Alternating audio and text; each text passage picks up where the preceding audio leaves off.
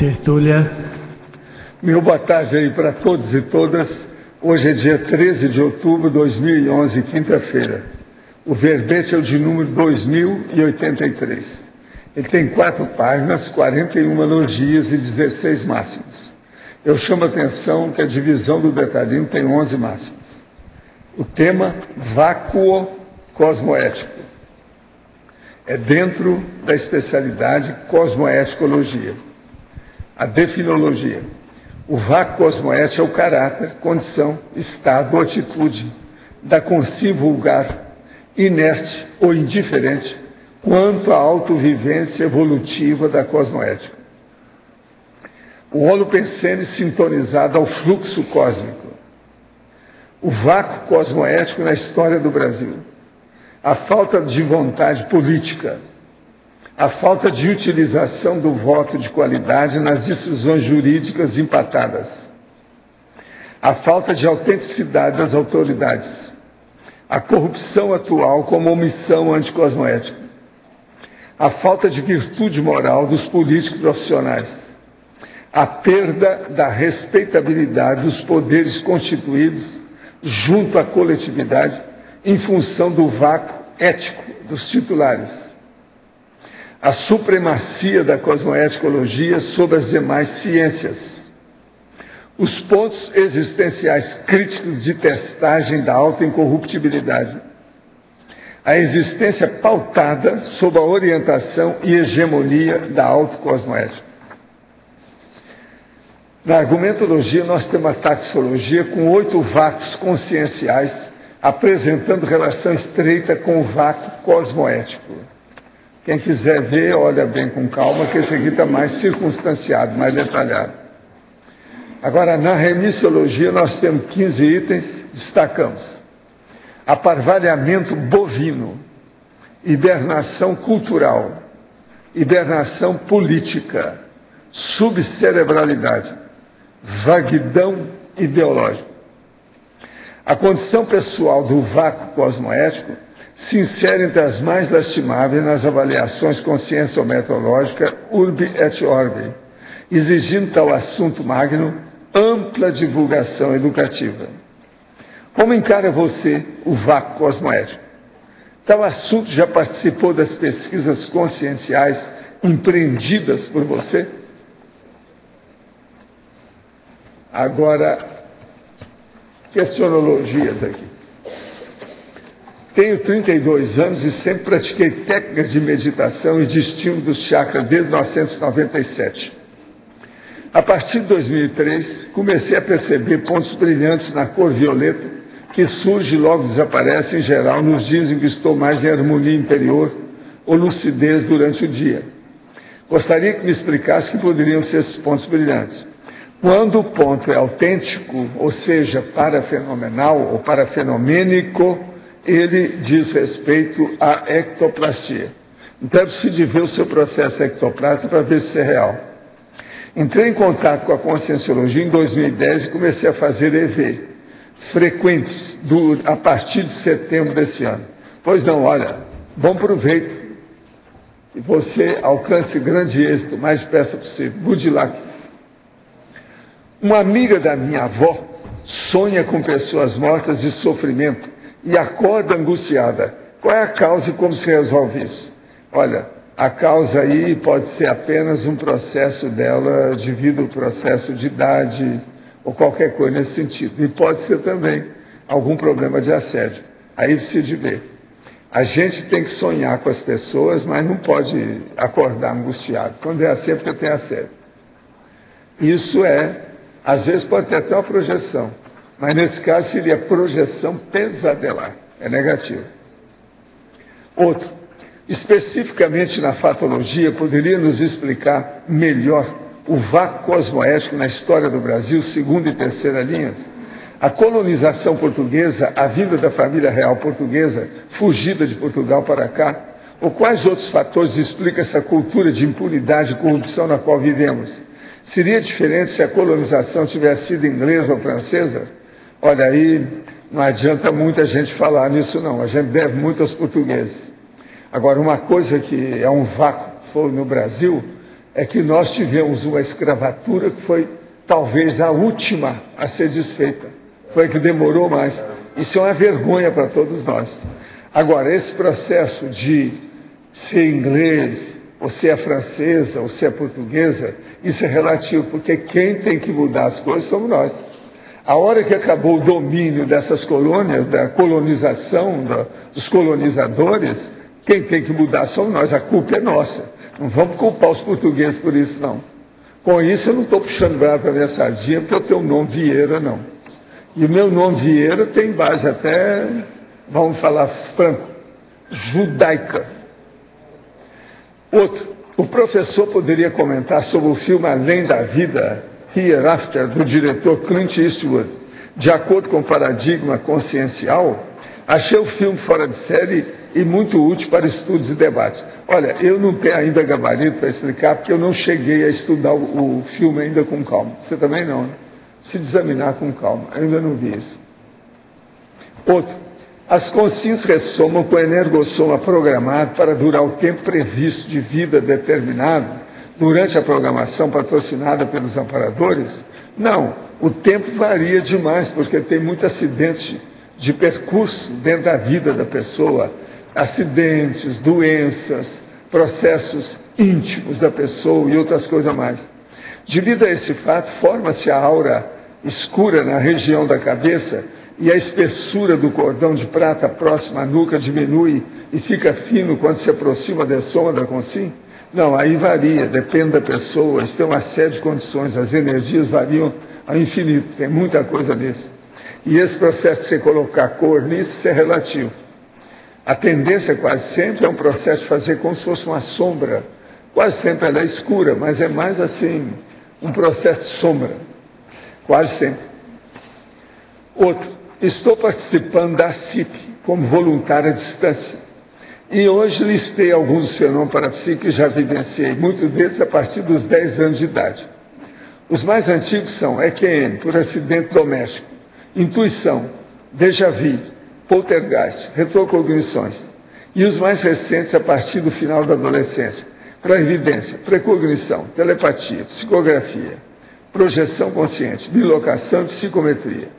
O senhor poderia relacionar tais fenômenos com o nível do curso intermissivo? Não, isso varia infinito. A primeira coisa é o seguinte, o que você já escreveu? Chefe, teve tanto fenômeno, como é que você fixou isso? Já fez algum artigo? Já escreveu algum verbete aqui para nós? Tem algum livro escrito? Estuda que é importante. No livro Projeciologia, capítulo 42, Autoscopia Externa, você cita alguns intelectuais que em sua análise tiveram autoscopia verdadeira e real, pelo simples fato de tais personalidades terem escrito sobre o assunto. Também afirma que é inadmissível que os médiuns tivessem patologias causadoras de autoscopia falsa, citadas no capítulo. Dentre tais personalidades está o romancista Fyodor Dostoiévski. Dentre as patologias está a epilepsia. O que ocorre é que Dostoiévski era epilético, coisa que você declarou ser inadmissível. Então, mais provavelmente, sua autoscopia era patológica. De que modo o professor explica esse erro no livro? Falta de estudo, conclusões precipitadas? Não, é a vovozinha sua. Vamos examinar o livro com calma, tá? Eu agradeço muito a sua crítica, isso é muito importante, mas não é bem assim, não. Vamos examinar isso.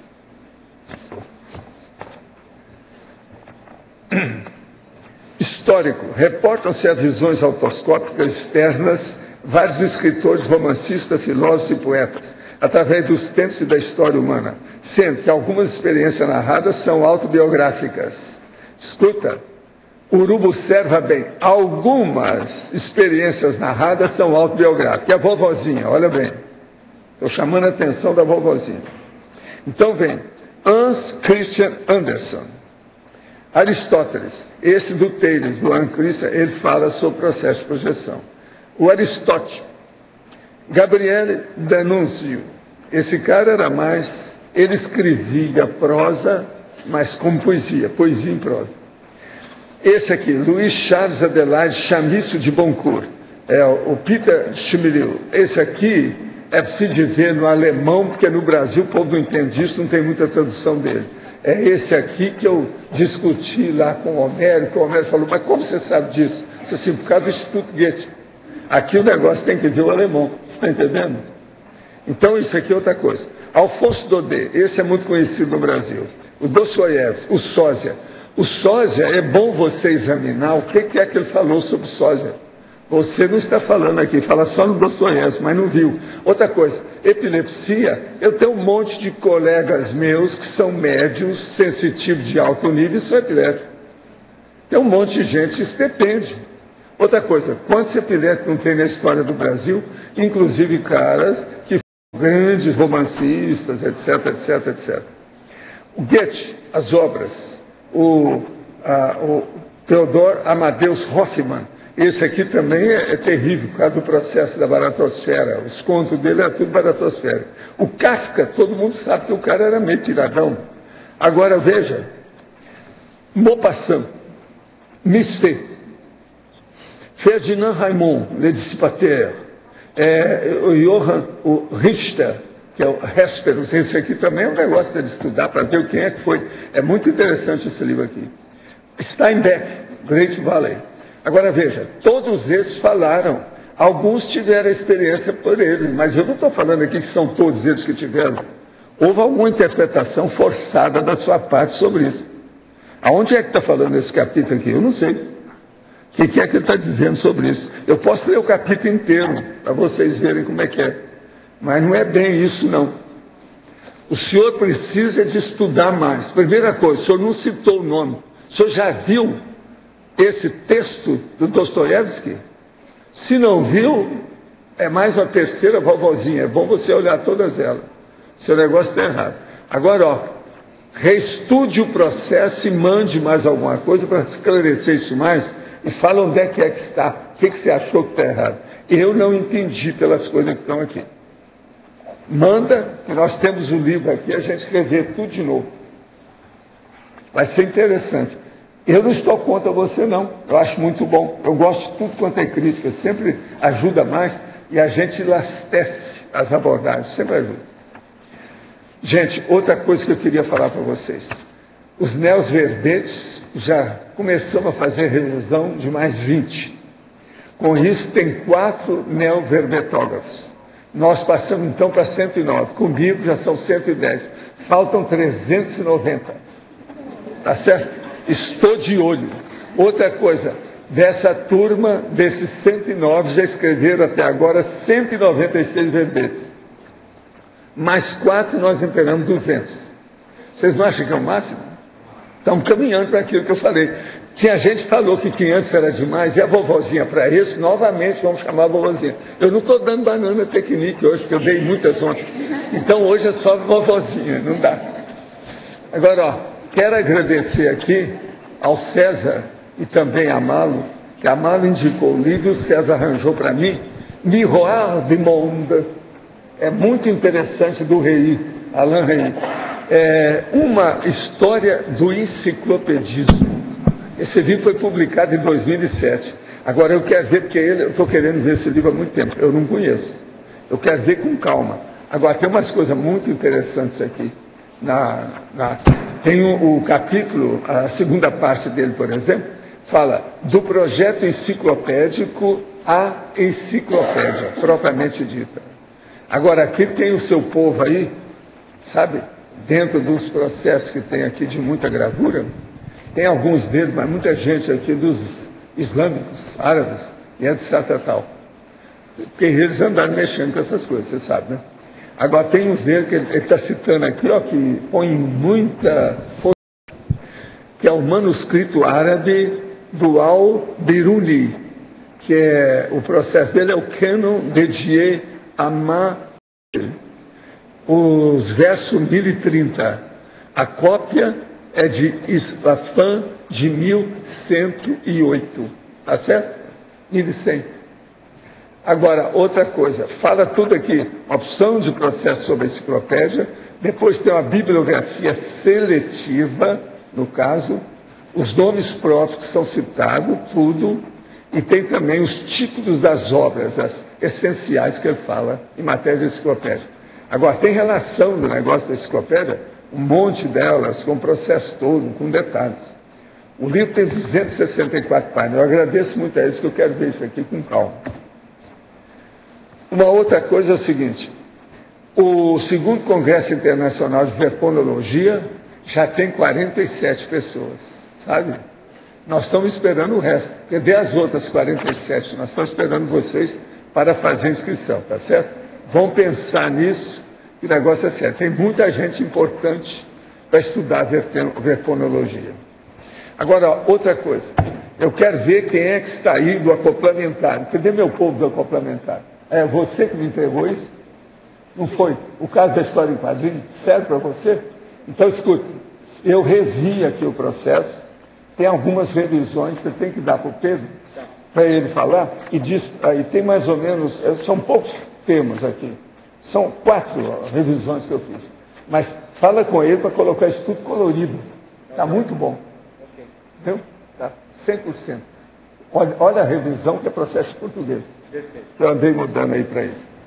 Agora, gente, ainda tem mais aqui, já tem um assunto sério que eu quero falar com vocês daqui a pouco, mas aqui, trinomiologia, página 32, segunda linha, de baixo para cima. Poderia aprofundar o trinômio: concentração, atenção e lucidez.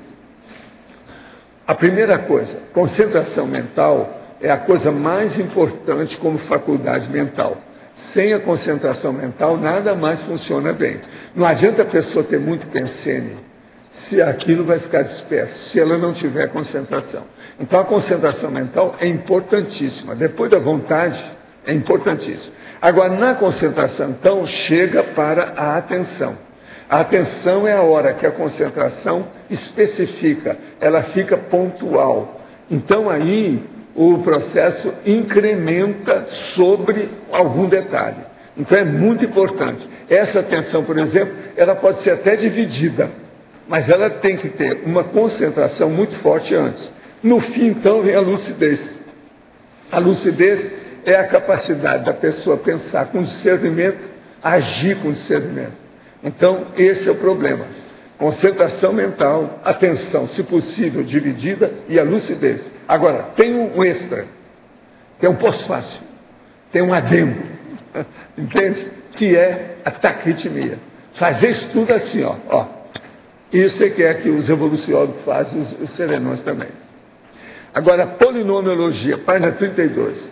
O polinômio falha amnésica, lacuna sináptica e hiato pensênico, vácuo cerebral. Poderia comentar? Olha, isso aí é uma das causas, ou se vocês quiserem, a evolução para constituir um vácuo mental. Primeiro, uma falha de memória, mnésica.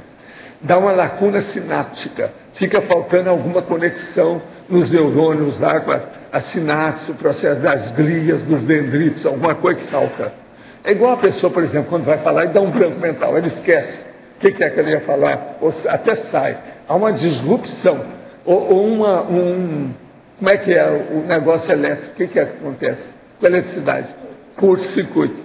Agora, junto com isso, dá o hiato pensênico. O hiato pensênico é justamente o gap. Esse gap tem muitos nomes que a gente pode fazer em matéria de omissão. Eu mesmo ia falar aqui, deixa eu aproveitar para falar. Só aqui eu vou falar 13 que tem no verbete hoje. Vácuo, forfé, gap, hiato, vazio, omissão, lacuna, desfalco, falha, falta, brecha, truncagem e ausência. Tem mais. Eu coloquei 13, porque eu ainda não tinha acabado a listagem. Tem mais. Então, com isso, nós vamos entender o processo do vácuo cerebral. Então, vamos entender.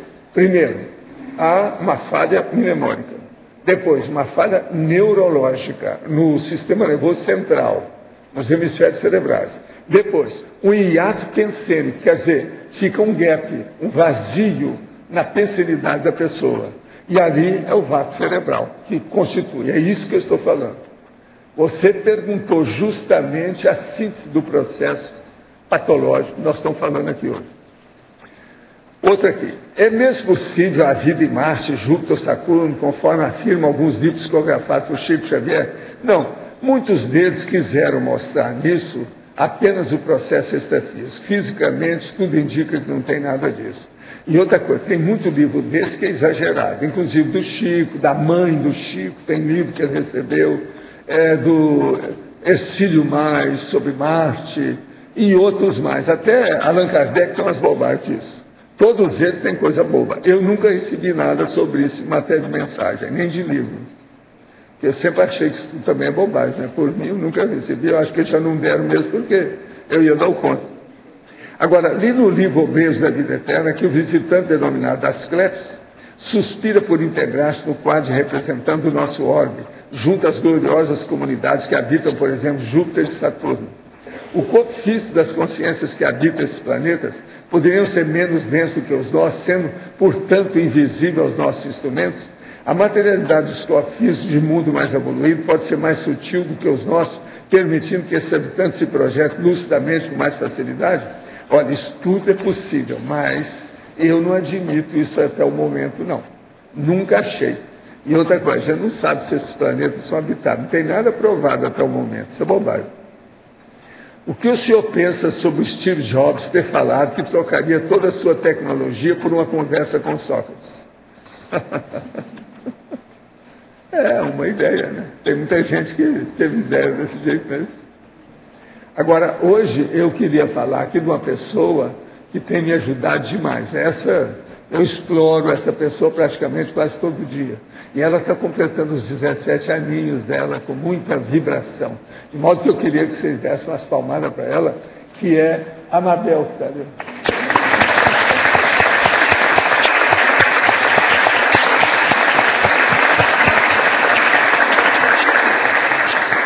Agora, gente, eu queria falar para vocês outra coisa. O nosso amigo Osmar, lá, que estudou durante tantos anos o Cristo Espera por Ti, dessomou ontem à noite, lá em Valença. Então a Malta até articulando para ver se vai alguém lá, ela lembrou até da guia lá, sabe, a nossa amiga, para ver se vai lá, no enterro, etc., porque ir até lá é muito difícil, por causa de avião, depois tem que pegar carro, qualquer coisa nesse sentido. Mas ele estava muito doente, ele estava até para fazer uma viagem à França. Agora preciso saber como é que ficou o caso do dicionário dele, que estava acabando, para ver se está pronto, como é que é. Isso eu não sei. Agora veja, o Osmar estudou os casos do Cristo Espera por Ti, que foi mensagem que eu recebi, né? um romance. E eles agora estão tentando fazer um filme. Agora, por incrível que pareça, durma com barulho desse. Me falaram que a Gazetinha tinha falado do meu nome, eu não sabia o que era. Então, comecei a procurar. Hoje eu achei um negócio que está aqui naquela seção Opinião Espírita deles. Eles estão falando que acaba de lançar um livro chamado O Filme dos Espíritos, inspirado no Livro dos Espíritos de Allan Kardec. Mas o livro não foi inspirado no Livro dos Espíritos. Ele foi inspirado numa mensagem que eu recebi. Mensagem do Hilário Silva. Você está entendendo? Está aqui o livro, aqui a primeira edição, está aqui, tudo bonitinha. O capítulo que eles fizeram o livro, e eu, de número 52, todos os números pares foi eu que recebi, todos os números foi o Chico. E aqui eles falam assim, baseado numa história real narrada em um dos livros psicografados de Francisco Cândido Xavier. A vovozinha, porque o Valdo também estava lá. Mas eles falam aqui depois, em seguida. Eles falam, a história que inspirou o filme pode ser vista no capítulo 52 do livro Espírito da Verdade, obra ditada por espíritos diversos por intermédio dos médiuns Francisco Cândido Xavier e Valdo Vieira, intitulada Há um Século. O texto é de autoria do espírito de Hilário Silva. Agora veja, está tudo errado ali os negócios, porque primeira coisa, o que eles falaram no início não corresponde ao segundo, mas ao segundo é que é verdade. Aqui, ó, o capítulo é esse, há um século. E outra coisa, eles basearam isso aqui para fazer o enredo do livro, do filme. Eu agora quero é ver esse filme para ver como é que ficou. Agora, eu não vou ler tudo aqui para vocês, mas o caso é o seguinte, a mensagem que eu recebi do Hilário Silva, nessa situação toda aqui, é que Allan Kardec, o codificador da doutrina espírita, naquela triste manhã de abril de 1860, estava exausto, acabrunhado, fazia frio. Muito embora a consolidação da Sociedade Espírita de Paris e a promissora venda de livros, escasseava o dinheiro para a obra gigantesca que os espíritos superiores lhe haviam colocado nas mãos. A pressão aumentava, missivas sarcásticas avolumavam-se à mesa. Quando mais desalentado se mostrava, chega a presciente esposa, Madame Rivaille, a doce Gabi, a entregar-lhe certa encomenda cuidadosamente apresentada. O professor abriu o embrulho, encontrando uma carta singela, e leu: Allan Kardec, respeitoso abraço. Com a minha gratidão, remeto o livro, anexo, tal. Agora, o que se passa? O livro era o livro dos Espíritos que evitou que o cara se suicidasse. Agora, o melhor da história é o seguinte: no fim, havia ainda, lá, depois que o cara escreveu, está assim: o codificador desempacotou, então, um exemplar do livro dos Espíritos, ricamente encadernado, em cuja capa viu as iniciais do seu pseudônimo, e na página do frontispício, levemente manchada, leu com emoção, não somente a observação a que o missilista se referira, mas também outra em letra firme, entre aspas: salvou-me também. Deus abençoe as almas que cooperaram em sua publicação. José Ferrier. Entende? Então, foi baseado nisso. Então, aqui eles falam depois o que aconteceu, a reação de Allan Kardec, etc. Então, fizeram o filme baseado nisso. Agora, eles lançaram o livro agora, o filme agora em outubro, porque no dia 3 era o aniversário de Allan Kardec, 3 de outubro. Agora, é um longa-metragem, entende? E é engraçado isso, que a mensagem é essa há um século. Eu lembro quando eu recebi isso. Entende? Agora, veja, o outro não foi publicado, mas esse aqui já fizeram um filme, baseado numa mensagem. A mensagem tem 3 páginas. Está entendendo? Não é engraçado essa situação? Agora, eu descobri o negócio hoje, por causa do processo lá do jornal. Você está entendendo? Não, eu vou levar esse aqui. Esse aqui é lá de baixo. Eu quero dizer para vocês que esse livro já foi vendido muitas vezes nele aí. Sabe o livro desse aqui? Chama O Espírito da Verdade. Agora, todas as mensagens ímpares foi o Chico que recebeu. As pares fui eu, porque a gente colocava junto. Quem fazia e compunha o livro era eu mesmo. Então eu sei disso tudo aqui, como é que foi feito. Agora, eu quero dizer para vocês que a Epígrafe, para a semana que vem, vai receber esse livro de novo aí. Sabe esse? O Espírito da Verdade, que chama. Aí vocês podem examinar com calma o que é que se passou aqui em relação ao filme. Agora, o filme eu quero ver, para depois eu comparar com a mensagem que eu recebi, para ver o que é que tem de novidade nessa situação. O que é interessante para mim mesmo, é interessante. Outra coisa, isso aí é mensagem que a gente recebeu na década de 50. Faz só 60 anos. Vocês têm ideia? Quase 60 anos. Agora, Valdo, as suas coisas têm muita afinidade com o processo de filme, né, de cinema. Você esteve em Hollywood também, e você vê o outro livro... O mais impressionante é isso. O mais impressionante é a hora que o José Vitoriano vem e me coloca lá para trabalhar no cinema. Eu trabalho 10 meses até morrer. E outra coisa, comecei entregando programa de casa em casa e acabei praticamente na gerência do cinema. Eu tinha 10 anos de idade. 10 meses eu trabalhei nisso. Isso é que é o impressionante da história. Ele tinha uma confiança absoluta em mim. Eu, com 10 anos, já funcionava igual adulto, você está entendendo? Escrevia carta desde os 4 para 5 anos, aquela história toda, então... Tem outra variável que a sua família também fazia cortina sonora, né? Não, eu fazia cortina sonora dos filmes mudos. Eu assisti filme mudo ainda, com o meu povo tocando. Eu lembro do Tom Mix. Eu nunca pude esquecer a cena do Tom Mix em cima do cavalo, e aquele negócio todo, e ele no cavalo. Sabe como é que é? Tinha também um cara que uma vez me impressionou muito, porque eu era muito pequeno, né? Ele ficava escondido atrás da porta. E eu falava, gente, mas é preciso falar que ele está atrás da porta, dá um jeito, eu pequenininho, entendeu? Nessa ocasião também eles iam ao cinema. Outra coisa, eles às vezes me levavam porque não podia ficar em casa, você está entendendo? Porque a banda toda, que é essa orquestra, ia toda para o cinema, entende como é que é? Então eu ia também, pequenininho.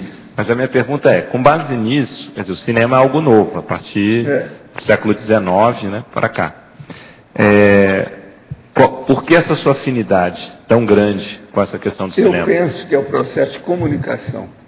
Não é o problema de mídia propriamente dito, não. É o processo mais de comunicação. O meu processo de histrionismo, você tem que lembrar que o menino que foi morto pelos ciganos era histriônico, era um artista. Eles me mataram por causa disso. Eu, o garoto lá, eu apresentava o negócio, aquilo criou um ciúme danado entre as facções lá deles, e eles acabaram brigando, e quem levou na cabeça foram as crianças. Eles mataram a criança para ficar livre do processo. E a gente, tudo ingênuo, né, inocente na história toda, não tinha nada a ver com isso. E você vê, isso foi pouco antes de eu renascer, né? Pouco antes que eu estou falando assim, menos de 40 anos. Entende? É menos, é bem antes, não é tão antes. Então é um negócio sério. Eu acho que o negócio meu foi esse. Agora, a coisa mais séria é o seguinte, por exemplo, o caso de Hollywood, de eu ir com o povo de lá, o processo do Jinxpil, você está entendendo? É muito estranho. Agora, eu vejo que tudo é um processo extrafísico, né? Outra coisa, o Zéfiro teve trabalhando com o povo no início, lá, não é bem cinema, mas na área do povo de Los Angeles. Outra coisa, eu falei com a Zéu, quando a primeira vez que eu fui lá com a turma de americano, eu falei com ela, eu falei assim, olha, eu vi um negócio desse aqui, mas não falei que era o Zé. Eu vi um negócio desse fora do corpo aqui, com um negócio assim, assim, assim, expliquei tudo. Uma outra coisa, a relação que tem Vegas com o processo do deserto, que eu estive examinando o povo, tudo tem relação com esse povo. Entende? Minha ida lá a Vegas, o processo de Las Vegas, esse processo todo, tudo tem relação. É processo de passado. Uma coisa eu digo para vocês, quem entrou em alguma coisa não fica livre daquilo. Aquilo embaraça, envolve e a coisa continua. Todo mundo é assim. Então, professor, o processo todo é esse. Professor, no B. Sim. Isso tem a ver com os saltimbancos? Pois é, mas o saltimbanco, o garoto era saltimbanco. Não, de Las Vegas. De Las Vegas. Tem, até um certo ponto tem. Mas agora o processo de Vegas tem relação com os artistas. Eu fui lá como artista, turma de Hollywood. Eu quero saber se eu tinha várias pessoas. O dia, por exemplo, que caiu lá o jackpot para mim, que fez aquela barulhada que todo mundo socorreu, tinha um povo tudo, quer dizer, tá de Hollywood estava comigo, eu estava com eles. Então esse pessoal de Hollywood tem a ver com os saltimbancos de outras vidas. Tem. É a mesma turma. Outra coisa falando um negócio sério ainda. Uma das festas que eu participei em Hollywood mais sérias foi do camarada que já tinha ganho mais de um Oscar em matéria de música. Você está entendendo? Aquilo é um negócio muito sério. Foi uma das coisas mais assim, ribombantes da história que eu vi nessa questão de Hollywood dos períodos que eu estive lá. Aquilo me chamou muita atenção. E foi nessa festa que eu também ganhei o sorteio do negócio na televisão colorida. Agora, o que tem a ver o deserto com essa história que o senhor comentou? O deserto. O senhor falou que tem um povo do deserto. O que tem a ver esse povo com a história? Esse povo do deserto tem relação porque isso é turma da Inglaterra, é o povo da Europa que foi para lá. Eu chamava que era o Grey People. Então, isso tudo tem relação. Outra coisa, Vegas é deserto, né? Você sabe que foi feito o negócio no deserto lá. Lá é um calor de morte. Agora, as questões do Arizona, por exemplo, lá, o Hoover Dam, você sabe que é igual aqui, né? É um lugar que foi feito uma usina. Então, estancou a água toda, fez aquele processo todo. O Hoover, que é aquele presidente dos Estados Unidos que fez, foi a primeira grande que fizeram no mundo. Eu estive no Hoover Dam. Os caras lá, faz tanto calor, aquilo que me impressionava, que eles andavam sem camisa. Só de calção, porque não aguentava. E andava armado de calção. Eu nunca vi isso em parte nenhuma, nem nos filmes americanos depois disso eu não vi. O cara, presta atenção, de calção e bota. Peladão. E com aqueles big armas de tudo quanto é jeito. Agora, professor, do calor. Esse povo da Inglaterra, esse Grey People que o senhor sempre fala, tem a ver com os saltimbancos também ou não? Em parte tem. E eu acho que também tem uma relação muito séria com os ciganos. Igualzinho aquele cara também da Europa que me abordou em Lisboa e Porto. Que eles consideraram que é o homem mais rico, o cigano mais rico da Europa. É aquele cara que me procurou. E procurou com a família, para eu ver como é que era, para ver o homem lá que eu precisava de ver a família dele, para força para a família. Era um processo moral com a família. E outra coisa, as concierges já vieram tudo para me ajudar, porque eu cantei a pedra, que é uma coisa que eu não costumo fazer, mas o amparador falou, não, pode firmar o compromisso. Então eu falei assim, mas o senhor precisa de ir lá agora, é hoje, porque ele está para morrer. Eu falei assim, ele não vai morrer enquanto eu não for lá. E com o dedo desse jeito no nariz do homem. Porque eles me falaram, não, pode chegar aqui porque ele não vai morrer, vai te esperar. Então eu falei, claro, falei assim, ele não vai morrer. Ele vai me esperar. Vocês sabem que eu fui lá, né? Logo no outro dia o cara morreu. Agora eu fui para certa situação, ele ficou melhor, deu a visita da saúde para ele. Está entendendo como é que é aquele negócio da visita? Ele melhorou, conversou com a gente, vieram os filhos dele, a mulher, o povo, tudo lá. Tudo, na hora. E é isso que eles queriam. Eles queriam que eu fosse para fazer a junção. Uma outra coisa, esses ciganos chegaram lá, sabendo tudo a meu respeito. Eles conheciam minha biografia na mão. E eu não falei nada, né? O negócio da Catalunha, eu não disse nada na minha vida, nem nada. Quem quer? Mas então vocês vejam, isso tudo é o mesmo ramo. Ninguém foge do que é. Aquilo aparece. Quando você menos espera, aquilo reflui, vem à tona. Você está entendendo como é que é? É o repuxo do próprio passado. Não tem jeito. Vem. Professor Valdo. Você falou que teve uma relação, enquanto sendo Zéfiro, você teve relação com o pessoal de Hollywood? Eu não entendi. Não é de Hollywood, Los Angeles, é lá da área da Califórnia. Eu estive mexendo lá. E eu vi umas coisas que haviam. Agora, há umas coisas estranhas. Eu também vi os negócios, nessa ocasião, lá no Hawaii, o Havaí, como a turma fala aqui. Agora, o que se passa? Mais tarde, mais ou menos nessa ocasião, na década de 60, deram para a gente, e eu estava no meio dos americanos, uma vivenda, que é uma verdadeira mansão, no Hawaii, para a gente ficar o tempo que quisesse. E foi nessa casa que eu passei muito mal pelo seguinte, tinha tudo quanto era biscuit, obra de arte, pequena e grande, tudo quanto era lado, até os vitrôs eram de arte, uma loucura aquilo. E eu, do meu tamanho, tinha dificuldade de andar ali. Falei assim, eu estou um macaco na casa de louça, não sei o que eu faço aqui dentro. Então eu chegava lá, arranjava uma poltrona e ficava quieto para conversar com os outros. Não levanto, eu não quero, qualquer coisa vocês mexem, porque eu estava com medo de quebrar alguma coisa da casa do homem, como é que ia ser? E outra coisa, a gente estava com a chave da casa, não tinha ninguém. Se quebrasse alguma coisa, como é que fica?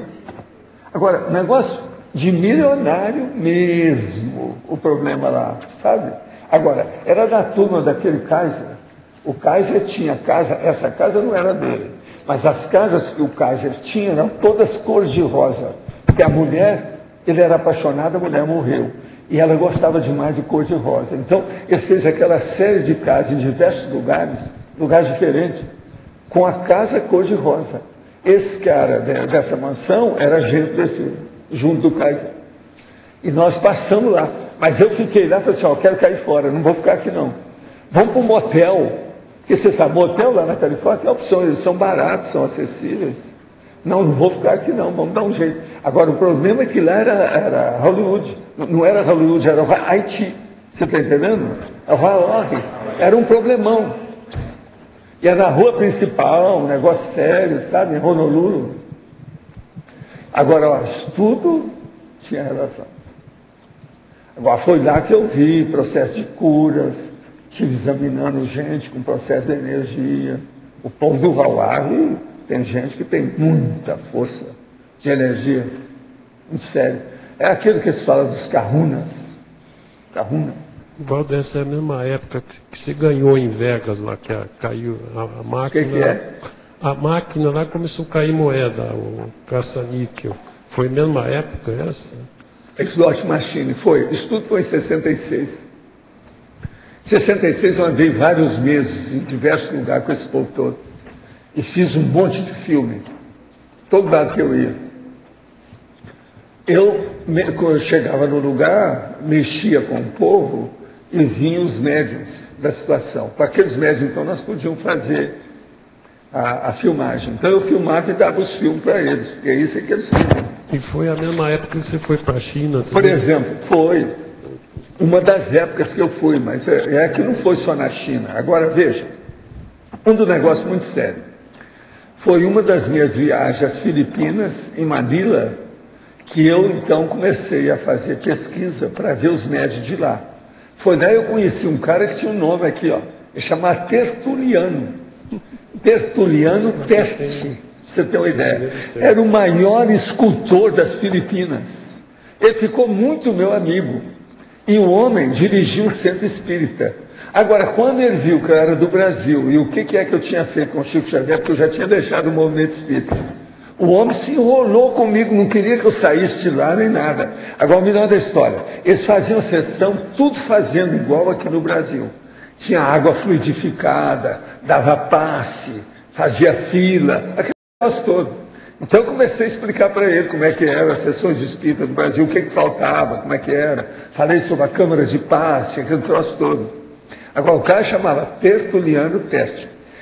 Eu então informei isso, então eles começaram a me mostrar todas as médias que havia. Havia uma menina de 17 anos, que eu filmei, ela mexendo na barriga de uma pessoa, a barriga aberta assim, ó, começou a mexer, daí a pouco começou a sair tumor lá de dentro. Na mão dela, todo mundo viu. E eu filmei aquilo e dei para eles. O filme, eles levaram. Eu fiz um monte de filme desse.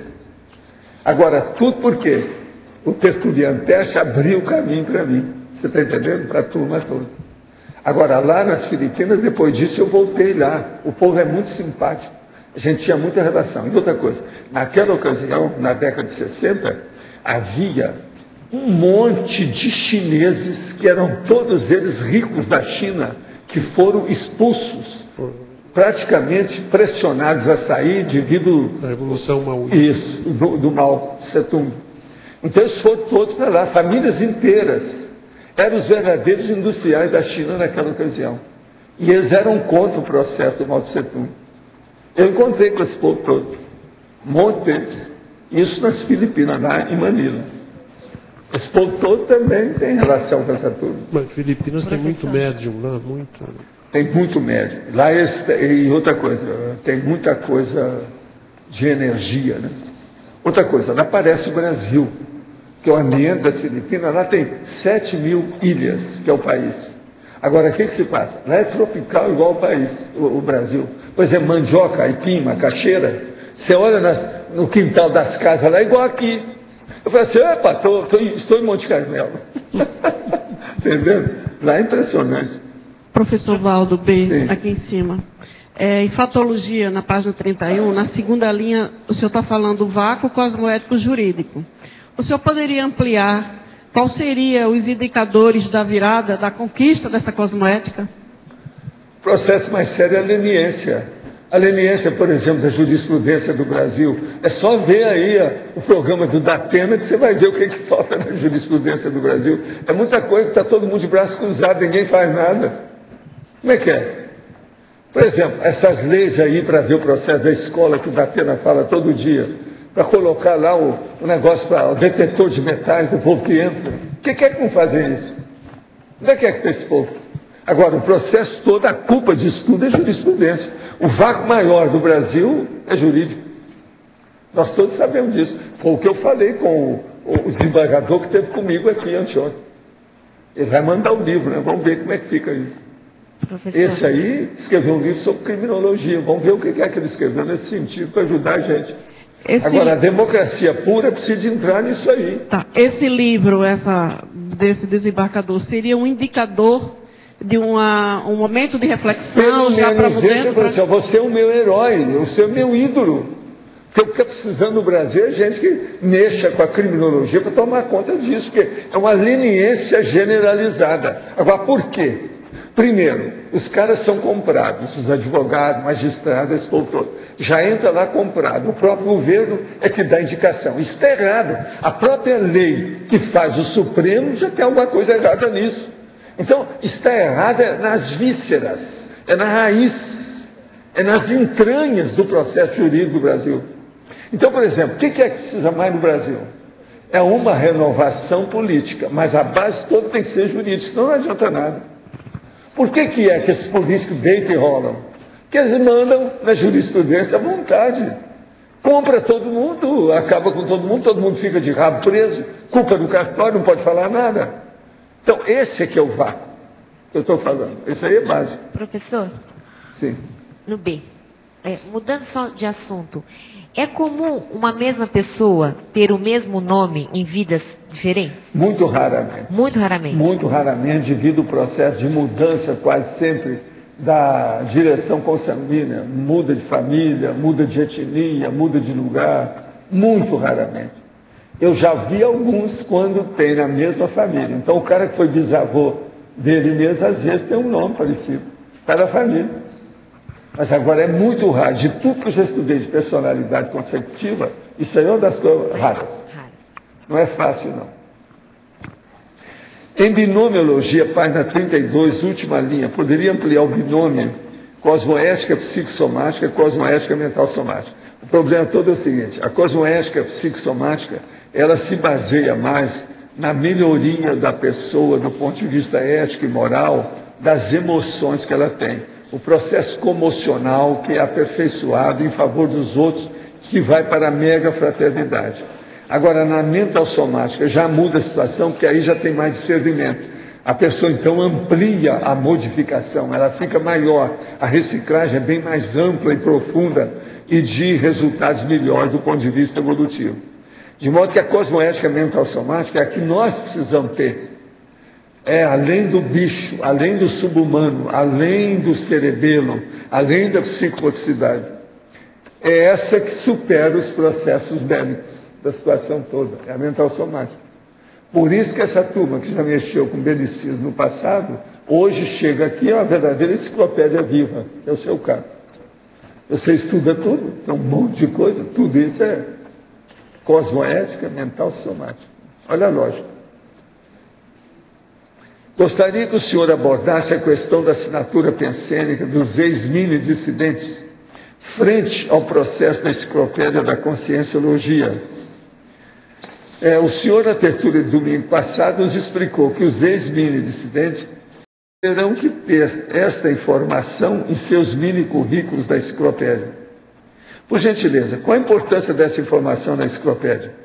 Ela é muito importante, porque a pessoa, senão nós vamos confundir o povo. Eu não gosto de confundir leitor nenhum. Pergunto, para que essa informação e orientação me sirvam de reflexão? Vamos explicar isso mais uma vez, é a terceira vez que eu falo, presta atenção. Se nós deixarmos a pessoa e colocá-la lá, ela escreveu um verbete, fica as iniciais. Então, a pessoa vai ver as iniciais, chega lá e vê a mini biografia dela. Não, é o fulano. É assim, mas esse fulano não é aquele que escreveu um livro? Aquele livro dele não é nada de conscienciologia. Então, como é que fica? Se ele colocou lá, então, se lá na minha biografia entrou que é ex-mini dissidente, vai esclarecer o processo da pessoa, que ela avançou mais do que aquele livro que ela publicou. Está claro? É isso que eu estou falando. Nós não estamos indo contra a pessoa, não. Pelo contrário, vamos até ajudar a pessoa para ela se entrosar com o processo de auto-revezamento, o problema da Max Proex grupal e outra coisa mais. Outra coisa aqui de uma pessoa de Belo Horizonte. Ainda sobre Steve Jobs, gostaria de saber sua opinião sobre a causa da dessoma dele. Em algumas tertúlias anteriores, o senhor mencionou que a origem do câncer deve ter sido proveniente do uso do LSD. Hoje sabemos que alguns tipos dessa doença têm como causa a mágoa profunda, o ressentimento antigo e o ódio. Jobs foi rejeitado 2 vezes, primeiro pelos pais biológicos e depois pelos primeiros pais adotivos escolhidos.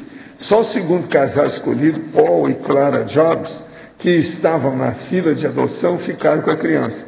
Depois de adulto, Jobs procurou os pais biológicos, perdoou a mãe e nunca quis falar com o pai. Penso que o fato de não ter perdoado o pai pelo abandono pode ter causado o câncer. O que o senhor acha?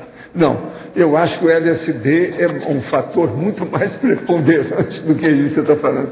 E seu aí é um problema ainda muito assim, nebuloso, não, vamos com calma. Agora, LSD não, eu já estudei isso, estudo, desde a época que eu estava no movimento espírita, desde a década de 50 e tantos para 60. E outra coisa, eu recebi, vi como é que é esse remédio, joguei tudo fora. O LSD, o ácido lisérgico. E ele realmente ataca, principalmente a hepatopatia, que acaba pegando no pâncreas. Poderia comentar sobre ectoplasmia? É negativo? Depois que se identifica ser ectoplasta, o que é bom ser feito? É a pessoa ajudar os outros através da energia, o mais depressa possível.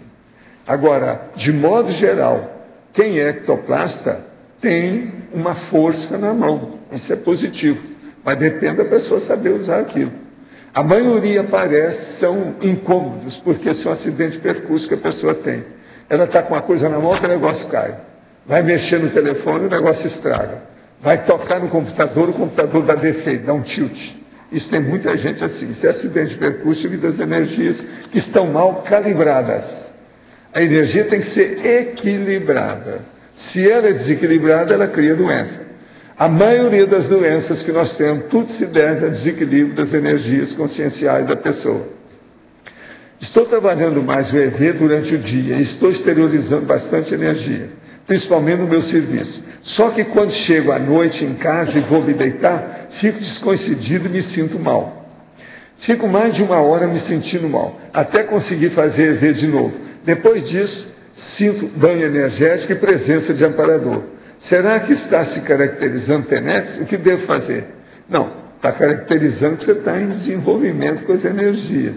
TENEPS é outra coisa, começa a estudar isso, é outra coisa. Você só deve começar a TENEPS quando você estiver preparado, se sentindo tal, porque senão não dá não.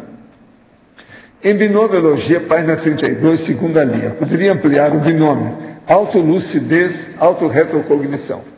O problema todo é o seguinte, quando a pessoa aumenta a lucidez dela, dentro da lucidologia, ela fica aware, ela fica autoconsciente das coisas, ela tem mais percussiência sobre os temas que ela está estudando, isso é a autolucidez.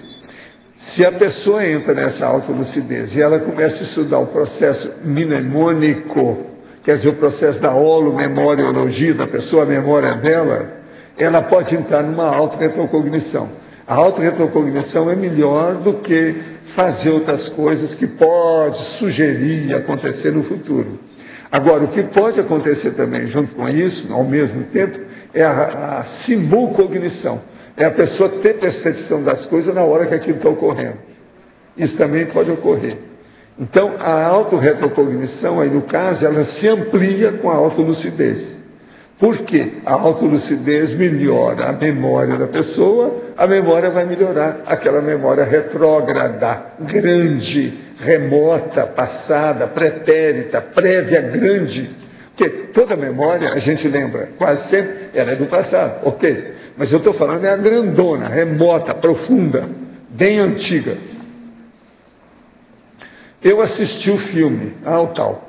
Ele é bem intencionado, mas infelizmente é muito fraquinho. O roteiro é mal alinhavado e arrastado. Os atores amadores, os diálogos fraquinhos, ou seja, fizeram um filme de qualquer jeito. Estão entrando, porque os filmes outros do Chico Xavier, as coisas do nosso lado deram certo, estão entrando em qualquer filme. Esse aqui foi feito aí, para o brasileiro mesmo, então deve ter sido. Então é uma pena. Eu ainda não vi o filme, não. Mas eu vou ver o filme, para me ver com calma, perante a história do Hilário Silva. Agora, o Hilário já escrevia, porque Hilário quer dizer cômico, né? Alegre, né? Então já era de propósito, muita coisa dele tinha, mas ele escrevia coisa muito dramática. Tem coisas, os livros dele são terríveis. Tem um dele que chama Almas em Desfile. Qualquer um pode ler, que é diferente desse. E tem A Vida Escreve também. Agora, esse aqui, ele entrou com uma mensagem isolada dele. Ele não escreveu o livro inteiro, são vários autores, são uma antologia. Agora, aqui o outro. Poderia falar um pouco sobre as técnicas projetivas dispostas no livro Projeciologia? A maioria delas é de sua autoria? Não, o que eu quero dizer é o seguinte, eu não coloquei técnica nenhuma lá que eu não aprovei vivenciando. Eu primeiro vivenciei e depois eu coloquei. Em suas projeções, o senhor dispensa o uso das técnicas ou teria alguma que melhor funciona com o senhor? Não, atualmente eu só faço projeção quando os amparadores permitem. Eu sou pau mandado. Eu sou quase que boneco de ventríloco nessa questão atualmente, que eu estou trabalhando demais do ponto de vista físico com os processos mentais somáticos. Então isso aí, e outra coisa, eu tenho o FIEX, então isso aí cria um problema, as duas coisas são terríveis. Tenho 83 anos e frequentemente ao cair da tarde tenho sensações como medo, aflição, angústia e tristeza. Bocejo muito, sinto frio e tenho enjoos. Quando ocorre é sempre no mesmo horário, entre 17 e 18 horas. Tenho isso há muitos anos, peço a sua avaliação. Olha, isso aí precisava de ver por quê, mas teria que examinar a sua vida com mais calma. O que é que o psicólogo ou psiquiatra examinaram com você isso aí? Tem que ver. Você teria que estudar com os conscientes terapeutas nossos também, para ver o que é que faz. Esse negócio com horário marcado é muito esquisito. Uma outra coisa, esse horário de 17 a 18 horas é quando começa o horário da angústia humana. É a Ave Maria. É o processo da angústia humana. É decidir com calma isso aí, tem que examinar o que é isso. Entende? Não, a gente aqui fala tudo na cara, né? Impactoterapia, soco na cara, fratura exposta. Né? Então aqui precisa examinar com calma. Aí tem que ver mais detalhes do assunto. Está muita passando, muito superficial, não dá para a gente dar palpite nisso, dar opinião não. Agora, gente, voltando ao vácuo cosmoético, como é que vocês estão aí com a sua cosmoética? Sem vácuo ou com vácuo? O vácuo, com vácuo, sem vácuo. Agora, você já falou 2 vezes esse vácuo cosmoético na história do Brasil. Você falou assim, en passant, eu gostaria que você desse uma analisada maior esse processo histórico, porque parece que já vem... O processo histórico do Brasil. Não, você examina as coisas do Brasil, né? Eu falei o caso da escravatura, mas tem uma porção de vácuo. Por exemplo, por que esse processo jurídico no Brasil que ninguém toma uma providência? O processo, toda essa renovação que tem, política, econômico-financeira, jurídica, que o Brasil precisa. Estão falando nisso há quanto tempo vocês estão ouvindo falar? Você, desde que era rapazinho, você escuta isso. Quando é que eles vão fazer essa alteração a favor das coisas, para melhorar isso cosmoeticamente? Isso é um vácuo. Todo mundo está de braço cruzado, vendo a banda passar. Como é que é isso? Esses conluios políticos que devem vir já desde a época da República, até antes, eles acontecem assim no Brasil. Quer dizer, a corrupção come solto já desde lá, né? Parece. Né? Agora, isso deve ter uma raiz profunda aí. Tem. Agora, o brasileiro, eles andaram estudando muito dentro da sociologia para falar as raças que eles juntaram no Brasil que não eram boas, mas isso é errado. As etnias, por ter o índio, o africano e o português. Então, pessoal, isso aqui, mas isso é pensamento dos europeus contra o Brasil. O negócio é errado, não é bem assim não. Isso é bobagem. E outra coisa, a culpa se existe, mas é nossa, é o jeito nosso. É o processo do idiotismo cultural nosso. Esse negócio, por exemplo, da gente dar tanto valor para futebol e para carnaval. Isso é idiotismo cultural. É vácuo cosmoético. É um problema cultural que os europeus botam como raça. Até aquele norueguês doido lá que fez tudo aquelas atrapalhadas lá de terrorismo, ele tocou o Brasil porque essa mistura de raça, mas o europeu enxerga muito questão racial, né? O problema parece que é cultural. Agora, estuda só o vácuo cosmoético do Brasil na questão da morosidade da jurisprudência no Brasil. Isso é impressionante.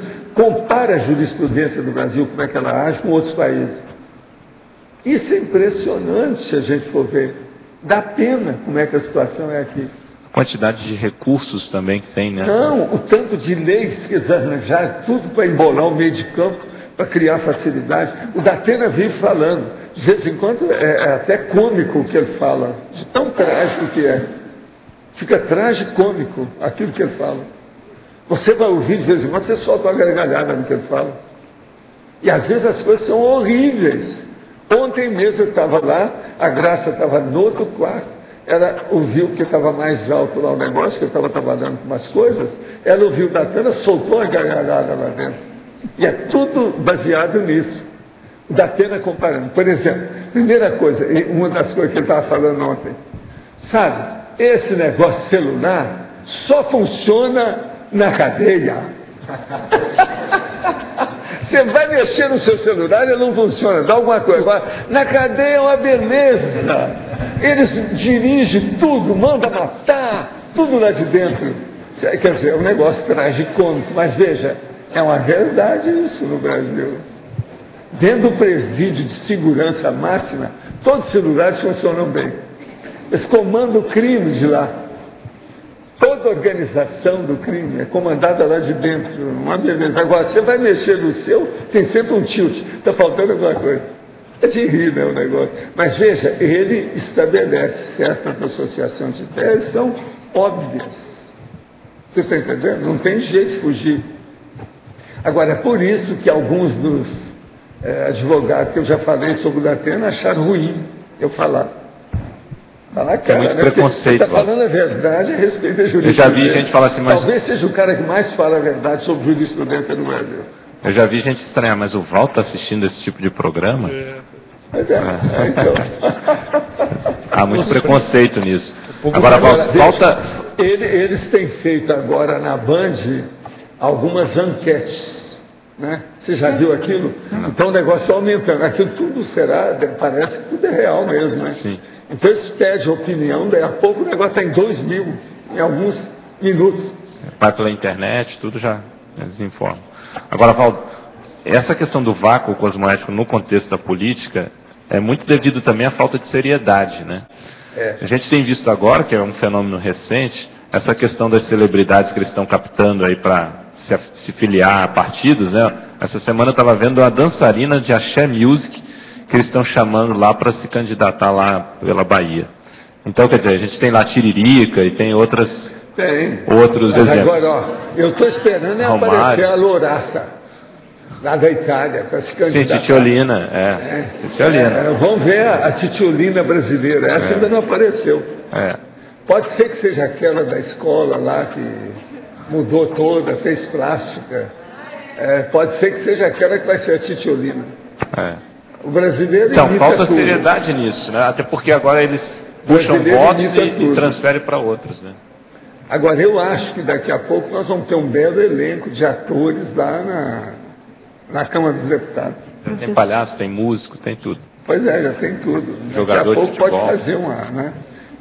Pois é, mas em vez de fazer um time de futebol, fazer uma comédia, uma tragicomédia, esse povo todo. Todos os papéis podem ser exercidos, já tem profissionais adequados. São todos profissionais, alto nível. Mas então... Professor, eu cheguei um pouquinho depois, não sei se já foi na etimologia, na terceira linha do idioma, está tudo junto. Ah, sim, não, nós já sabemos disso. Já. E outra coisa também, tem vacuolizar, que está repetido, nós também já vimos. A gente está olhando isso tudo aqui. Ok. Calminho. E lá na fatologia, terceira linha, de cima para baixo, a falta da vontade política, eu gostaria que o senhor ampliasse um pouquinho, que eu me considero ainda uma analfabeta política. Pois é, mas a falta de vontade política é uma das coisas que o povão gosta de falar. Está faltando vontade política, então ninguém toma providência. Não é no sentido de falta de conhecimento, de falta de atitude política. É falta de vontade da pessoa fazer alguma coisa. Ela está de braços cruzados, não quer fazer nada. É aquilo que eu falo, está vendo a banda passar, não faz nada. Ok. Entendi que fosse a falta de atitude. Não deixa de ser uma falta de atitude política. Por isso que ainda tem vários daqueles, vamos dizer, líderes ancestrais jurássicos lá, representando a gente em Brasília. Tem vários líderes desses que são jurássicos, tudo dinossauro. Sim. Vocês sabem os nomes. Tem uns que estão dando sarna, o negócio não é fácil. E o senhor poderia ampliar um pouquinho, por favor, em pensenologia, holopensene sintonizado no fluxo cosmoético, no fluxo cósmico, na última linha. O holopensene sintonizado é o fluxo cósmico. Fluxo cósmico, sim. É o que precisa. Sim. Então, mas a gente identificar conseguir ficar nesse fluxo e... É a hora que você viu que você está ajudando os outros. Olha bem, se a sua ação, o seu ato, sua manifestação acabou ajudando os outros, você está no fluxo cósmico. Esse aqui para a pessoa, o mais fácil que tem para a pessoa ver isso. Está sintonizada. Ok. Está equilibrada, está no caminho. Ajustadinha. Professor Valdo, sim. Em cima. Olha, o seu verbete está muito bom. Eu gostei demais dele. Não é assim? Eu estou falando, tá? Você não falar. Muito obrigado. Muito obrigado. Professor, eu pensei que se eu estivesse falando o meu verbete da próxima lista. Assim, ó. Pois é, nós estamos esperando. Eu estou aí. Está na lista. Eu estou na lista, é o próximo. Está na lista. Eu vi seu nome. Mas fala aí. O que é? A partir do que o senhor falou ainda há pouco, para a gente tomar uma atitude. Aí aqui, na segunda linha da fatologia, sim, tem esse vácuo cosmoético político. Sim. Como efetivamente nós, consciências políticas sadias, querendo fazer alguma coisa efetivamente, o que por exemplo, gente pode fazer aquilo que o Datena estava falando ontem. Ele mostrando o povo lá que estava reclamando, né, essa semana, reclamando a anticorrupção. Falou assim, olha, eu desejaria estar aí. Vocês me consideram que eu estou aí. Isso tudo é participar. O Brasil precisa dessas manifestações anticorrupção. E fizeram cada cartaz enorme contra a corrupção no Brasil. Sim, está tendo as passeatas toda hora, mas... manifestações públicas. Agora ele ainda falou, ainda é pouca gente, precisa de pôr mais gente nisso. E está certo. Eu, se pudesse, eu entraria nessa também. Essas anticorrupção, o Brasil precisa disso. Mas passeata ainda está na linha? Porque não é. Resolve? Vamos dar uma do Bertrand Russell. Ele estava com 92 anos e andava na rua. Contra a bomba atômica. Lá com o povo. Desarmamento. Vamos lá. Pois não precisa fazer piquete, faz a passeata. Tá certo? Professor Valdo. Sim. Aqui. Aqui. Na antepenúltima. Aqui na Argentina, aqui em Buenos Aires. Aqui sai no caixa de som. Na antepenúltima linha, os pontos existenciais críticos de testagem da autoincorruptibilidade. Sim. O que você quer? A gente tem que ver a autoincorruptibilidade da pessoa. Quais são os pontos existenciais críticos? Isso. Tem que fazer o teste, a testagem, experimentar, ver, indicar, dar o diagnóstico. O que é que a pessoa fez? Por exemplo, uma das coisas mais sérias que tem, quase sempre isso aí envolve a renúncia. A abnegação da pessoa, a renúncia dela. Isso é a autoincorruptibilidade. É a cosmoética muito avançada. Isso tudo tem que ser levado em consideração. Pensa nisso, abnegação. Quando meu irmão dessomou, durante os 3 dias que antecederam o acidente que ele sofreu, a pálpebra do meu olho esquerdo ficou repuxando. Isso já havia me acontecido, mas não por tantos dias. Ontem, completando 11 meses do acontecido, a pálpebra do mesmo olho também repuxou. Como saber se isso pode ser uma sinalética? O que fazer quando isso acontece? Não, olha, isso aí quase sempre, isso é miocronia na base de falta quase sempre de vitamina ou óleo, dos elementos da dieta da pessoa. Precisa saber como é que você está com o seu processo dietético. Então é por aí que vai ver. Agora, quase sempre aquilo aparece nos órgãos ou sistemas que a pessoa tem o ponto fraco. Como é o processo da mesma pálpebra, do mesmo jeito, olho esquerdo, isso é porque você tem predisposição ali pelo caso. Agora, quase sempre tem que ver aí o que falta em matéria de suplementos vitamínicos, minerais, óleos, elementos, ele não sabe. Página 32, em numerologia, o último item, truncagem proexológica. Você pode falar um pouco mais sobre isso? A truncagem proexológica. O problema todo é o seguinte, é aquela pessoa que quer parecer mais do que aquilo que ela fez. Então ela faz um disfarce, ela camufla, ela exagera, ela amplia o processo. E isso aí é um perigo.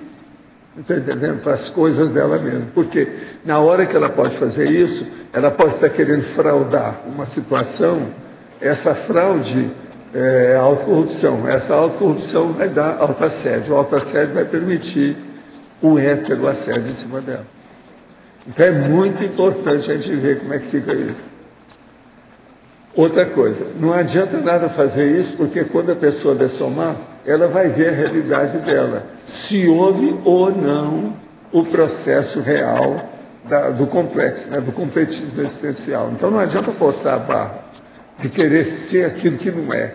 Em matéria de processo extrafísico, isso não dá certo. E a PROEX é justamente, a base dela é paracultural. Ela é extrafísica, aquilo que está falando, paracultural. Entende? É multidimensional, é extrafísico, a base mesmo. Por quê? A ideia começa lá e a ideia vai ser concluída lá. De modo que passa por nós. Mas o negócio é aqui você tem que construir, fazer. Mas agora, teoricamente, a coisa começou mesmo, foi lá. Isso tudo tem que ser pensado. E acaba, quer dizer, a pá de cal, o fim da história, a cereja do bolo, é colocada quando a pessoa dessoma. Aqui no APO, Sr. Valdo. Sim. Na binomiologia, na página 32, o senhor poderia comentar o binômio cosmoética psicossomática e cosmoética mental somática? Onde é que está? É o último item da binomiologia. A cosmoética psicossomática, cosmoética mental somática. Eu já comentei. Eu cheguei agora. Alguém quer falar o que eu falei? Quem é que quer responder aí? Fala aí alguma coisa, fala você. Com ética psicossomática tem mais correlação com você depurar seus sentimentos, para você, na hora da ajuda, né? Mas que a principal nossa é a questão da cosmoética mental somática, que já vai entrar mais discernimento, é muito mais abrangente, você vai mais a fundo. Então a psicossomática é mais aquela ética, cosmoética mais de sentimento mesmo. Eu penso muito em tacoitários, não sei se seria essa correlação.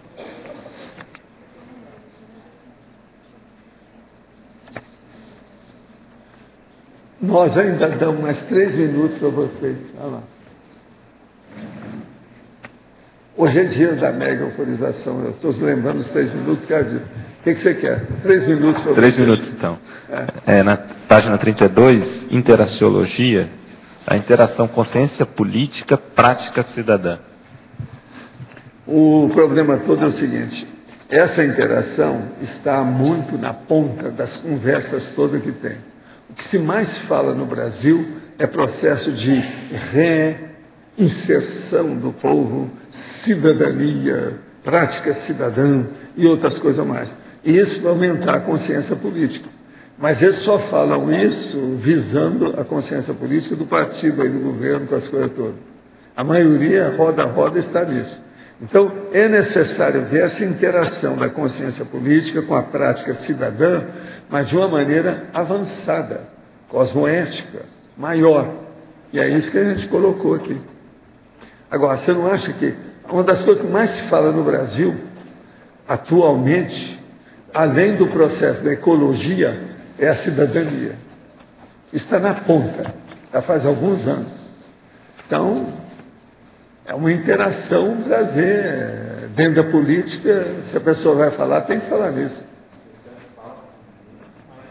Pouco se vivencia mesmo para valer o conceito de cidadania. É isso. Entende? A gente entender isso aí. Vamos começar a estudar. É o jeito. Mas então, vamos ver.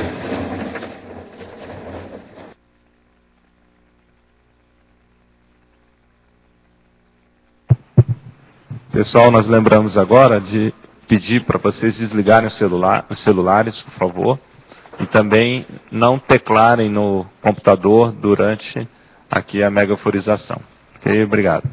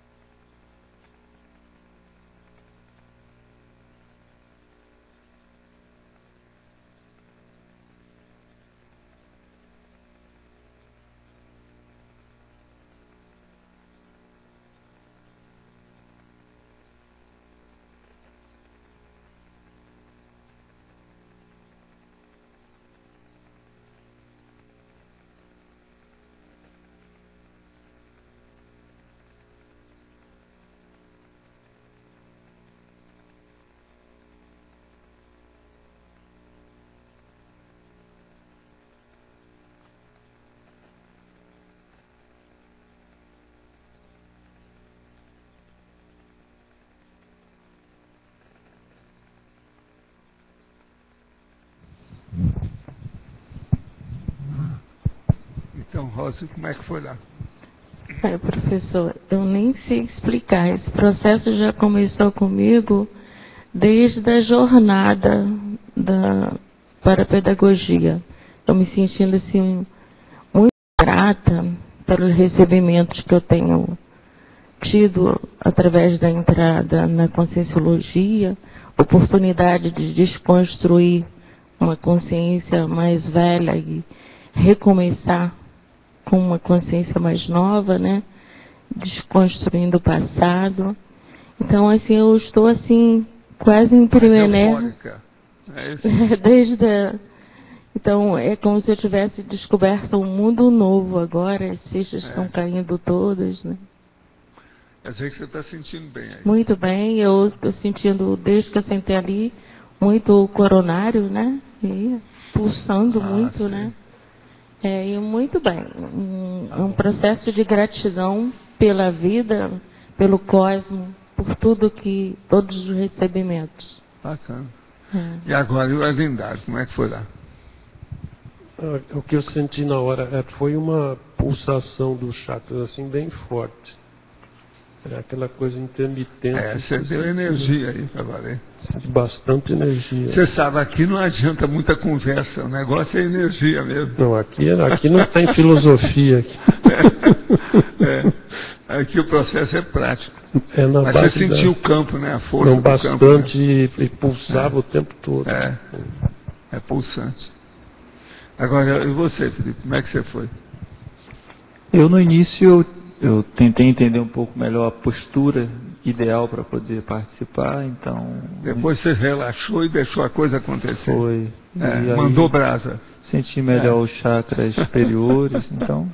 Foi? Você sentiu? Você está sentindo bem agora? Estou sentindo bem. Tá. Vocês formam um trio muito bom, cheio de energia. O campo estava muito positivo e forte. E outra coisa, eles instalaram tudo rapidinho, sem problema, sem interferência, sem nada. Foi fácil. Agora também, né? Vocês são experientes, né? Todo mundo. Até o Felipe é experiente dessas coisas. O cara está estudando há muitos anos nossos processos, sabe tudo, né? Sua responsabilidade é grande, chefe. Por coincidência, professor, o Felipe foi assim, um dos patrocinadores pela minha vinda para Foz. Ele foi me visitar. Quer dizer que está tudo em casa, é isso? Falar sobre o ECP2. Né? Então tá. Eu sou muito grata a ele também por isso. Quer dizer que estão acertando, né, as contas. Isso é importante. Obrigado, gente. Valeu.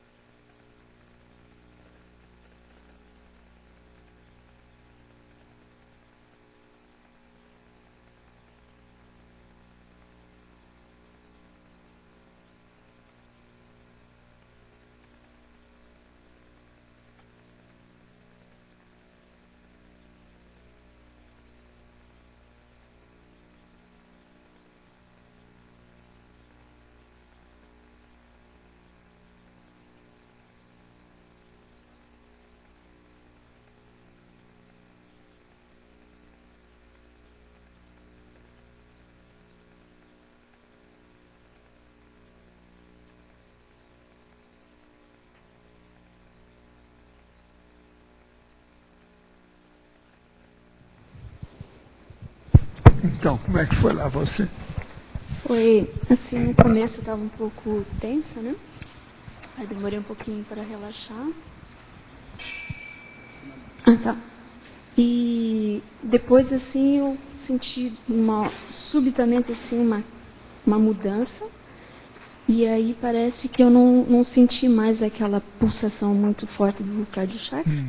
E aí começou a ficar mais homogêneo e senti mais, assim, um acoplamento com uma energia mais suave, assim, né? Antes eu estava sentindo pulsar bastante, quando eu estava sentada.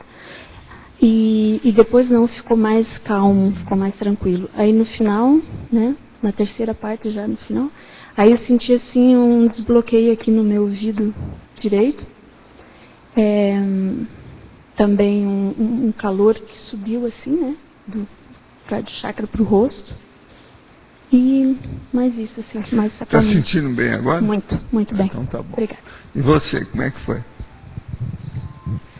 Então, para mim foi muito gratificante, né, receber esse presente. Estou aqui passeando. Eu senti muito forte o meu cardiochakra e, assim, uma leveza muito grande. Estou me sentindo muito bem. Está sentindo bem agora, tá. E você, Patrícia, como é que foi?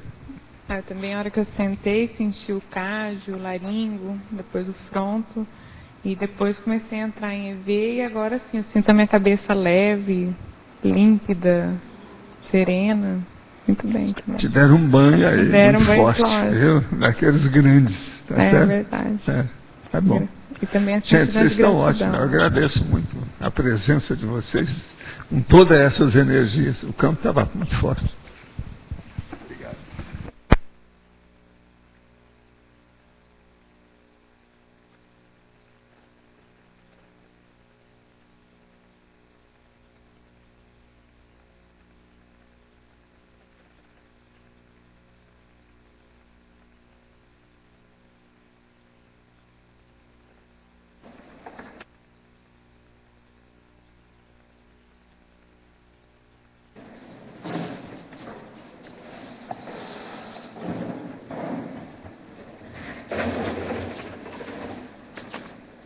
Voltando ao vácuo cosmoético, nós ficamos aonde?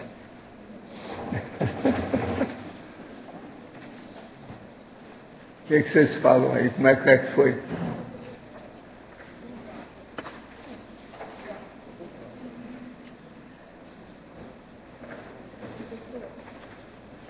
Voltando àquela questão da cosmoética, psicossomática, mental somática, a gente poderia fazer uma associação das centrais extrafísicas diretamente, quer dizer, a central extrafísica da fraternidade mais para essa cosmoética psicossomática e a da verdade mais para essa mental somática, não tem nada a ver? É mais ou menos por aí. Mais ou menos por aí, né? A Verpon tem relação com a central da verdade, entende? É aí que a gente tem que ver. Agora, a assistência toda que tem a da fraternidade, só que tem que mexe com a energia. Porque se fosse assim, a gente poderia associar o penho sem o N, né? Então é uma associação direta. Se naquela esterilização a gente está carregando mais numa coisa no outro ou no outro, automaticamente... A gente não pode fugir disso, né? Todo mundo precisa disso. É o processo da energia, porque a energia é a alavanca, a ferramenta que a consciência tem no cosmos. Agora, a questão da fraternidade é o convívio, é o modo de conviver. E a verdade é mostrar a realidade, os fatos para fatos, a realidade que a gente vive. Então veja, isso está super entrosado numa coisa com a outra, praticamente não falta nada. Agora, as três têm processo de cosmoética. Sim. Cosmoética prática, teórica, de aplicação. Do N ao 100 ao PEN.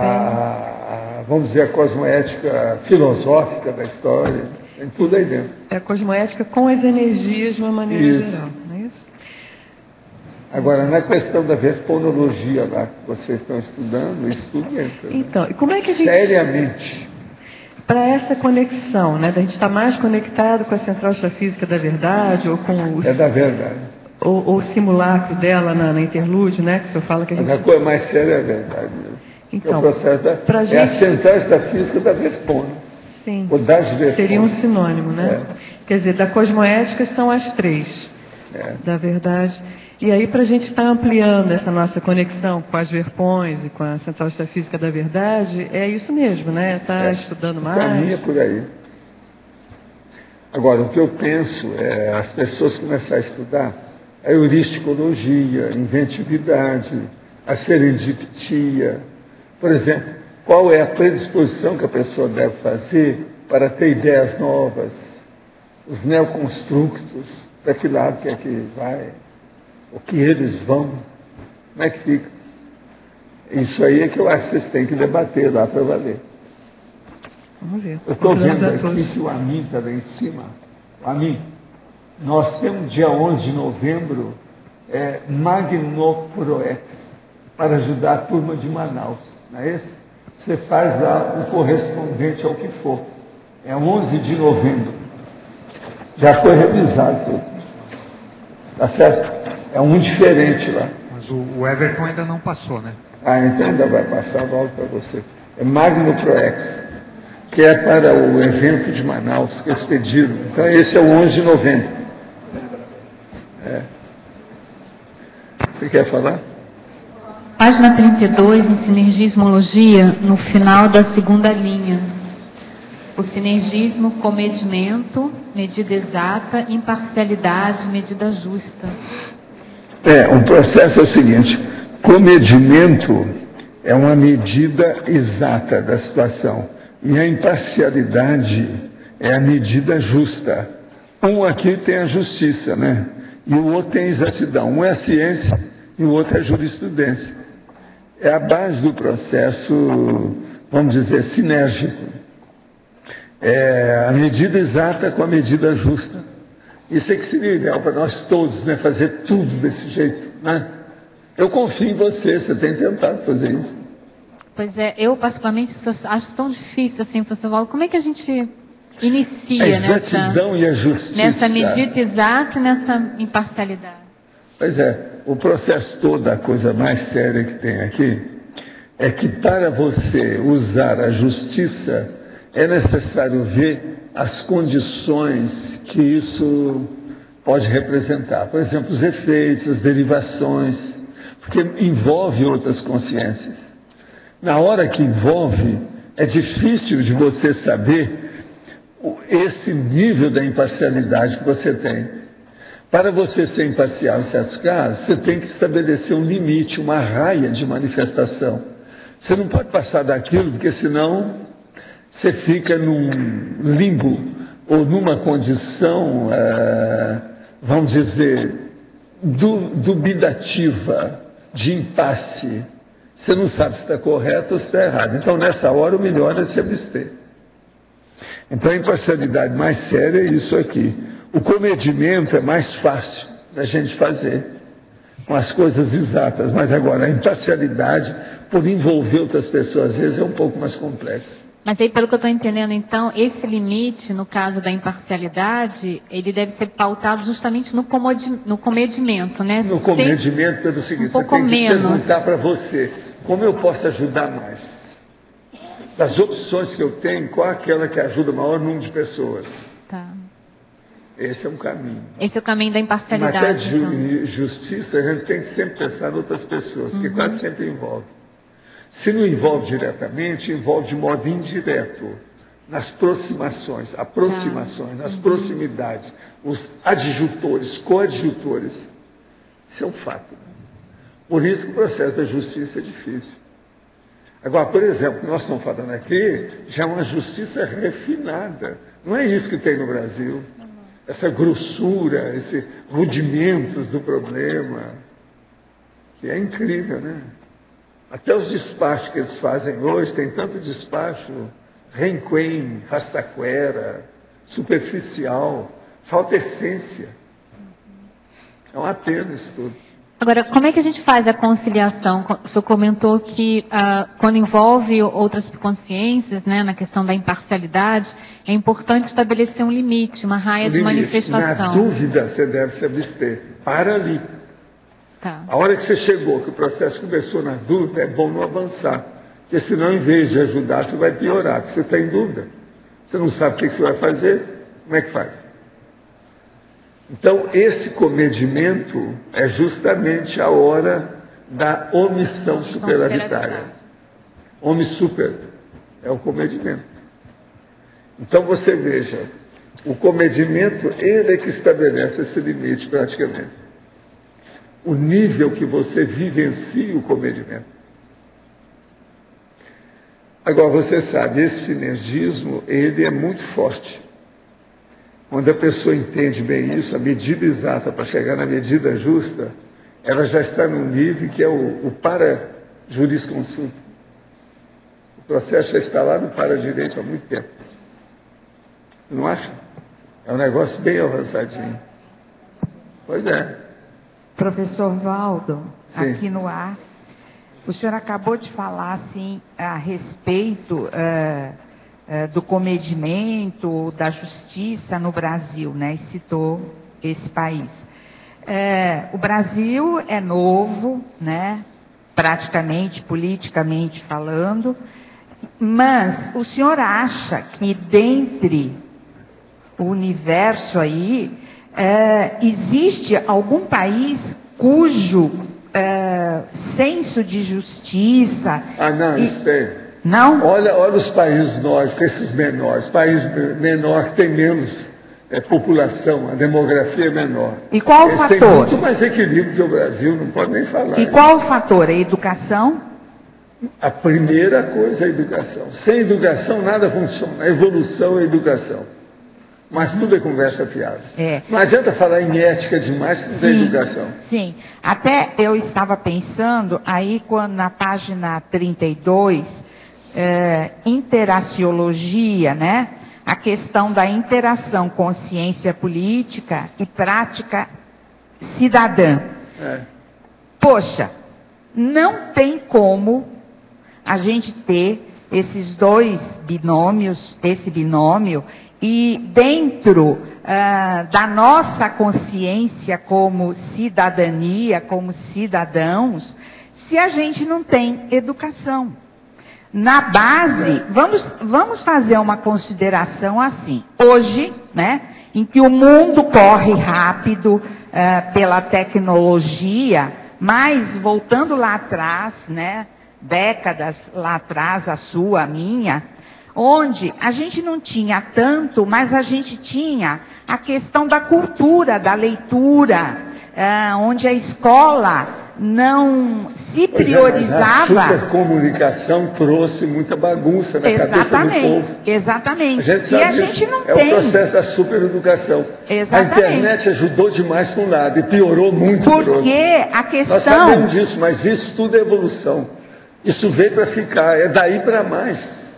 Então o negócio é relaxa e aproveita, vamos dar um jeito de melhorar isso, vamos dar um jeito de falar que o Ministério da Educação tem que melhorar e não tapear os outros. Exatamente. Agora, o processo todo tem que melhorar com as escolas. Essa indústria da educação, isso tem que diminuir e dar oportunidade para que os alunos possam estudar de fato.